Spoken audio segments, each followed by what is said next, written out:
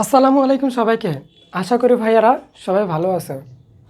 আজকে হচ্ছে আমাদের পদার্থবিজ্ঞানের এসএসসি 25 ব্যাচ যারা সামনে এক্সাম দিবা তাদের হচ্ছে সাজেশন ক্লাস। এই ক্লাসটা কাদের জন্য দেখো, যারা একটু নর্মাল স্টুডেন্ট, শুধু নর্মাল না, যারা ভালো করেও পড়ে আসছো আগে থেকে, তারা যদি মাত্র 5টা চ্যাপ্টার আমরা পড়তে পারি, 5টা চ্যাপ্টার থেকে ভাইয়া 5 মার্ক, এই 5×10 50 মার্ক কমন পাবো আমরা। 5টা সিকিউ। চলো দেখো, দ্বিতীয় অধ্যায় আমাদের কি আছে? গতি। ভাইয়া গতি মোস্ট ইম্পর্টেন্ট চ্যাপ্টার, খুবই গুরুত্বপূর্ণ চ্যাপ্টার। এই গতি অধ্যায় থেকে 10 মার্ক আসবেই পরীক্ষায়, 10 মার্ক আসবেই, কোনো চান্স নেই না আসার, একদম শিওরিটি 10 মার্ক আসবেই। কারণ গতি অধ্যায় থেকে এখানে আমাদের কি কি রয়েছে? অতিক্রান্ত দূরত্ব রয়েছে, খুবই হট টপিক, ইম্পর্টেন্ট, বুঝতে পারছো? তারপরে এখানে আমাদের তক্তার ম্যাথ রয়েছে, তারপরে এখানে বাঘ এবং হরিণের ম্যাথ রয়েছে। পড়ন্ত বস্তু, নিক্ষিপ্ত বস্তুর ক্ষেত্রে ক্রিকেট খেলতেছে একজন, আরেকজন বল ক্যাচ ধরবে, কে আগে ধরতে পারবে, অন্ধ ব্যক্তির ম্যাথ আছে। খুবই গুরুত্বপূর্ণ অধ্যায় এটা।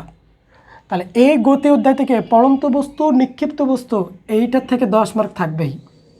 এবং গ্রাফ রিলেটেডও আসে। তাহলে এখান থেকে 10 মার্ক কমন। এইবার দেখো চতুর্থ অধ্যায়, কাজ, ক্ষমতা ও শক্তি। এটা তো মোস্ট ইম্পর্টেন্ট, কোনো না আসার চান্স নাই, আসবেই, 10 মার্ক পাবাই। কাজ, শক্তি ও ক্ষমতা, বুঝতে পারছো?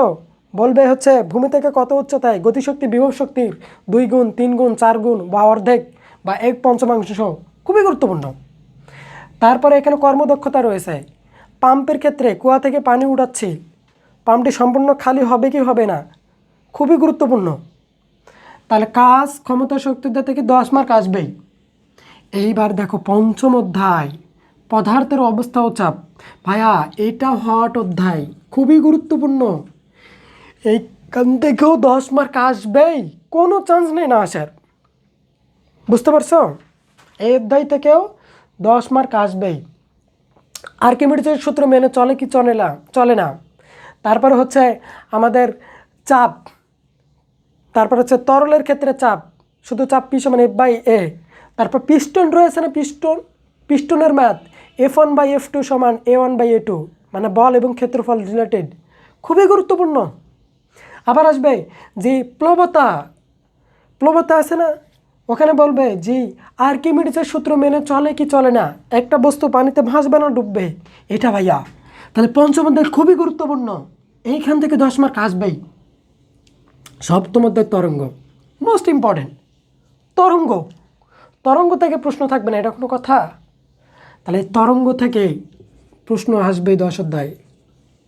তরঙ্গ হচ্ছে ল্যামডা, V = F ল্যামডা। এবং একটা আমি কোনো ওয়ালের সামনে শব্দ করতেছি, তার প্রতিধ্বনি শুনতে পাবো কি পাবো না, খুবই গুরুত্বপূর্ণ এটা, বুঝতে পারছো? প্রতিধ্বনির ক্ষেত্রে আমরা সূত্র কি ইউজ করি, 2D = VT, খুবই গুরুত্বপূর্ণ ভাইয়া এটা।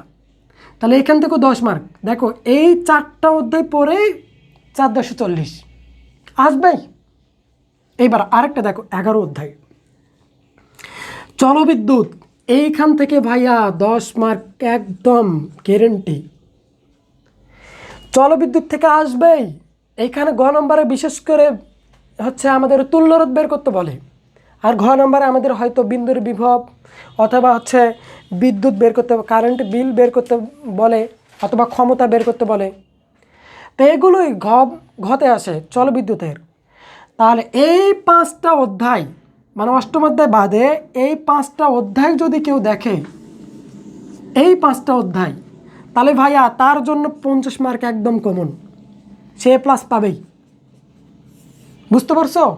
সে নর্মাল স্টুডেন্ট হোক আর ভালো স্টুডেন্ট হোক, যারা একটু নর্মাল, তারা যদি টার্গেট রাখে যে না আমি পদার্থের ক্ষেত্রে এই 4টা অধ্যায় একদম পানি করবো, তুলাধুরা করবো একদম পড়ে, তার ক্ষেত্রে কিন্তু জাস্ট এই 5টা অধ্যায় যদি পড়ো, 5টা সৃজনশীল কমন পাবাই, গ্যারান্টি। এদিকে সৃজনশীল হচ্ছে, দেন MCQ হয়ে যাচ্ছে, বুঝতে পারছো? তাহলে দেখো আরেকটা অধ্যায় রাখছি, অষ্টম অধ্যায়। এইবার কিন্তু অষ্টম অধ্যায়টা খুবই গুরুত্বপূর্ণ, আলোর প্রতিফলন। মূলত আলোর প্রতিফলন আর আলোর প্রতিসলন দুইটার মধ্যে হয়ে থাকে, বাট এইবার এই আলোর প্রতিফলন থেকে আসার চান্স অনেক বেশি। তাহলে ব্যাকআপ হিসাবে এই আলোর প্রতিফলনটা দেখে রাখতে পারো। এখানে জাস্ট মাত্র 6টাই চিত্র রয়েছে আলোর প্রতিফলনের ক্ষেত্রে, যে হচ্ছে এই লক্ষ্যবস্তু কোথায় রাখলে বিম্ব কোথায় পাবো, এগুলোই মানে বাস্তব সোজা, অবাস্তব উল্টা। বুঝতে পারছো? তাহলে এই আলোর প্রতিফলন, তা আশা করি এই 6টা অধ্যায় দেখতে পারো। বাট এই 5টা যে অধ্যায় দিলাম, দ্বিতীয় অধ্যায়, চতুর্থ অধ্যায়, পঞ্চম অধ্যায়, সপ্তম অধ্যায় আর 11 অধ্যায়, এই 5টা অধ্যায় যদি তোমরা দেখো 5-50 মার্ক কনফার্ম পাবাই। বুঝতে পারছো? পরীক্ষা দিয়ে এসে তারপর আমাকে বলবা যে ভাইয়া আমি কমন পাই নাই, তারপর আমাকে বলবা। বুঝতে পারছো? তাই আশা করি এই 5টা অধ্যায় যারা দেখে যাব ভালো করে, সে সৃজনশীলে 50 মার্ক পাবই এবং এমনকি A+ উঠবে। বুঝতে পারছো? আর এই অধ্যায় ভিত্তিক, এই অধ্যায়ের মধ্যে কোন টপিকগুলো গুরুত্বপূর্ণ আসার মতো সেগুলোর ভিডিও আমি দেব। তা আশা করি সবাই ক্লাসটি বুঝতে পারছো। আর সময় এখন কম, যেহেতু 10 তারিখ থেকে পরীক্ষা এপ্রিলের, আমরা সময় নষ্ট করব না। হ্যাঁ, সময় নষ্ট না করে এই সাজেশন ভিত্তিক যদি এই পড়াগুলো একটু গুছে পড়ো, তাহলে ইনশাল্লাহ ভালো মার্ক কাউন্ট করা যাবে। তাহলে এখন বাড়তি সময় কেউ নষ্ট করবে না। হ্যাঁ, তো আচ্ছা ঠিক আছে, তাহলে দেখা হবে নেক্সট ক্লাসে। আসসালামু আলাইকুম।